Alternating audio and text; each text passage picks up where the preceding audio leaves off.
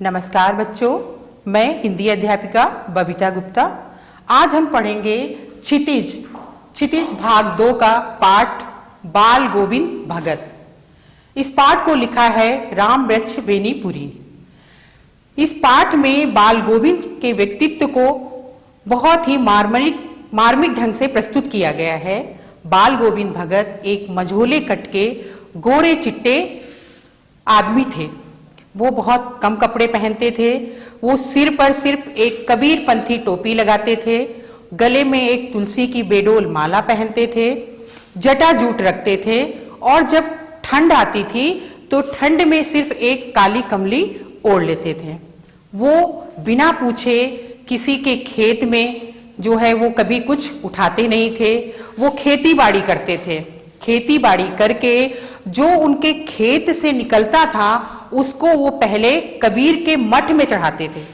कबीर को ही वो अपना आदर्श मानते थे, कबीर के ही पदों को गाते थे और जो भी खेत से निकलता पहले कबीर मठ में चढ़ाते और वहां से प्रसाद रूप में जो मिलता था उससे वो अपना और अपने परिवार का भरण पोषण करते थे। उनके परिवार में उनका एक बेटा था जो थोड़ा सा सीधा साधा था, इसलिए बाल गोविंद भगत उसे बहुत प्रेम करते थे और उसकी शादी भी उन्होंने कर दी थी और बहू भी जो है उनकी बड़ी सुशील और गुणवान थी और बाल गोविंद की बहुत इज्जत करती थी, उनकी बहुत सेवा करती थी। बाल गोविंद भगत खेतों में जो है वो काम करते थे, खंजड़ी बजाते रहते थे और नित्य प्रति वो 30 कोस पैदल चल के गंगा स्नान के लिए जाते थे। वो घर से खा के निकलते थे तो घर में ही आके खाते थे। बाहर वो जो है वो किसी से झूठ नहीं बोलते थे, किसी से लड़ाई झगड़ा नहीं करते थे और सभी से बड़े अच्छे से वो व्यवहार रखते थे। एक दिन क्या होता है कि बाल गोविंद भगत का बेटा मर जाता है। बाल गोविंद भगत का बेटा मर जाता है तो एक पिता के लिए बेटे की मृत्यु कितनी बड़ी दयनीय बात हो सकती है, दुख भरी बात हो सकती है कि जिसके पिता के सामने उसका जवान बेटा मर गया हो। लेकिन बाल गोविंद भगत को जरा भी सोच नहीं होती है, जरा भी वो शोक नहीं करते हैं, जरा भी उनको दुख नहीं होता है। वो अपने बेटे के शव को चटाई में बिछाकर उसके ऊपर रखते हैं और ऊपर से एक सफेद चादर ढक देते हैं और सिरहाने थोड़े से फूल और तुलसी जो है वो रख देते हैं और एक दिया जला देते हैं और उसके पैर के पास ही बैठकर खंजड़ी बजाकर जो है वो गाना गाने लगते हैं। सभी लोगों को बड़ा आश्चर्य होता है कि जिसका बेटा मर गया हो और उसके पिता जो है वो मृत्यु पड़े हुए बेटे के सामने जो है वो गाना गा रहे हैं और गाते हुए जो है अपनी बहू से भी कहते हैं कि रो मत, ये जो है रोने का वक्त नहीं है, ये उत्सव मनाने का समय है क्योंकि आत्मा जो है वो परमात्मा के पास मिल गई है, तो इसलिए आप रो मत। बहू को सभी गांव की जो औरतें हैं वो चुप करा रही हैं, लेकिन जो है बाल गोविंद भगत गाए जा रहे हैं और अपनी बहू को समझाए जा रहे हैं। उसके बाद जो है उस समय जहां पर इतनी रूढ़ियां थी, इतनी सामाजिक परंपराएं थी, जो है बहू अगर विधवा हो गई तो उसके बाल काट दिए जाते थे, उसे सफेद साड़ी पहनाकर रखा जाता था, उसे सामाजिक क्रियाकलापों में भाग लेने की अनुमति नहीं थी। उस समय बाल गोविंद भगत ने समाज की रूढ़ियों को, उन परंपराओं को जो है वो खत्म किया और अपनी बहू के द्वारा बेटे की चिता में आग लगवाई। इस परंपरा का जो है वो खंडन किया।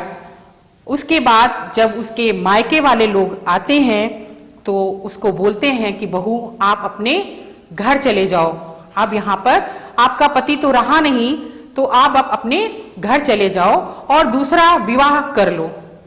लेकिन जो उसकी बहू थी वो बहुत संस्कारी थी। उसने कहा अगर पिताजी मैं चली गई तो आपको इस अवस्था में आप अकेले हैं, आपको एक रोटी बनाकर कौन देगा, आप बीमार हुए तो आपको दवा कौन देगा, आपको एक गिलास पानी कौन देगा। बाल गोविंद भगत अपने बहू के सामने जो है उन्होंने कहा कि अगर आप नहीं जा रही हो तो मैं ही घर छोड़ के चला जाता हूं। इस प्रकार बाल गोविंद भगत ने अपनी बहू का जो है वो दूसरा विवाह कराने के लिए जो है उसके मायके भेज देते हैं। इस परंपरा का भी उन्होंने खंडन किया जिस समय विधवा का विवाह होना नामुमकिन था। यानी उस समय बाल गोविंद भगत ने अपनी बहू को दूसरे विवाह के लिए जो है प्रोत्साहित किया ताकि उसका दूसरा विवाह हो जाए, और बाल गोविंद भगत अकेले रह गए और नित्य प्रति जो है वो गाते थे, बजाते थे और अपनी नित्य प्रति जो क्रियाएं थी, पूजा पाठ करना, गंगा स्नान के लिए जाना, वो नित्य प्रति करते थे और गाते बजाते थे। और इस तरह वो एक दिन गंगा स्नान करके वापस आए। कुछ समय से वो अस्वस्थ रहने लगे और एक दिन उनके मन मुताबिक उनका जो है उनके प्राण निकल गए, अर्थात उनकी मृत्यु हो गई। ये था बाल गोविंद भगत का व्यक्तित्व और उनके दिनचर्या। उनकी दिनचर्या को देखकर लोगों को बड़ा आश्चर्य होता था कि इस एज में, इस उम्र में भी बाल गोविंद भगत कितने जो है एक्टिव हैं और नित्य प्रति अपने कार्य में लगे रहते हैं। वो गाते थे, बजाते थे, ढपली लिए जो है वो उनके साथ साथ गांव के लोगों में जो और लोग भी खेत में काम करते थे, उनके अंदर भी एक नई चेतना का संचार होता था बाल गोविंद भगत को देखकर। तो बाल गोविंद भगत ने इन दो सामाजिक रूढ़ियों का विरोध किया, उनका खंडन किया। एक तो उन्होंने अपने बेटे की चिता को बहू से अग्नि दिलवाई और दूसरा उन्होंने अपने बहू का दूसरा विवाह कराने के लिए जो है वो प्रोत्साहित किया ताकि वो अपना आगे का जीवन अच्छे से यापन कर सके। ये था बाल गोविंद भगत पाठ का सारांश। धन्यवाद।